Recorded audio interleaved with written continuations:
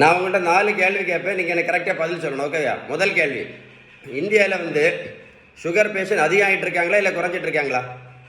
கமெண்ட்ஸில் எழுதுங்க. அடுத்த கொஸ்டின் சூப்பர் கேள்வி கேட்க போகிறோம். சரியா? கொய்யா இலை, கிரீன் டீ, வெந்தயம், ஆவாரம்பூ, கரிஞ்சீரகம், கருவேப்பிலை, இது என்ன நெல்லிக்காய் ஜூஸு, இது என்னது படித்து பாருங்கள். இதெல்லாம் சாப்பிட்ட பிறகு கூட இந்தியாவில் சுகர் பேஷண்ட் அதிகம் ஆகிட்டே தானே இருக்கிறாங்க.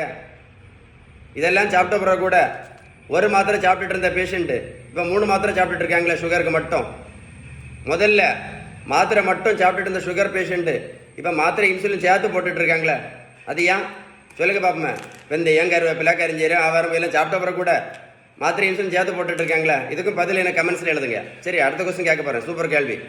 இது என்னது? இந்த உலகத்தில் தமிழ்நாட்டில் இல்லை, உலகத்தில் நடைபயிற்சி மட்டும் பண்ணனால யாராவது சுகர் மாத்திரை நிறுத்தினாங்களா? சொல்லுங்களேன்.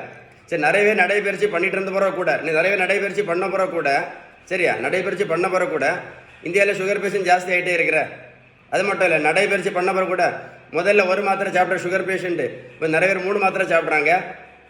3 மாத்திரை சாப்பிட்ட பேஷண்ட் இப்போ மாத்திரை இன்சுலின் சேர்த்து சாப்பிட்டுட்டு இருக்காங்களே, நடைபயிற்சி மட்டும் பண்ணுறதுனால ஏதாவது நோய் சரியாகுமா?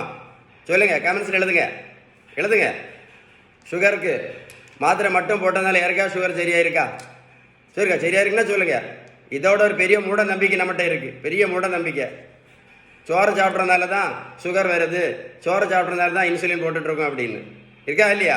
நான் கேட்குற கேள்விக்கும் கமெண்ட்ஸில் எழுதுங்க. வட இந்தியாவில் அவங்க ரைஸ் சாப்பிடவே மாட்டாங்களே, என்னைக்காவது ஒரு நாள் சாப்பிடுவாங்க. எத்தனை பேர் சுகருக்கு மாத்திரை போட்டுட்ருக்காங்க, எத்தனை பேர் இன்சுலின் போட்டுட்ருக்காங்க? எல்லாத்துக்கும் பதில் எழுதுங்க. நல்லா கேட்டுடுங்க.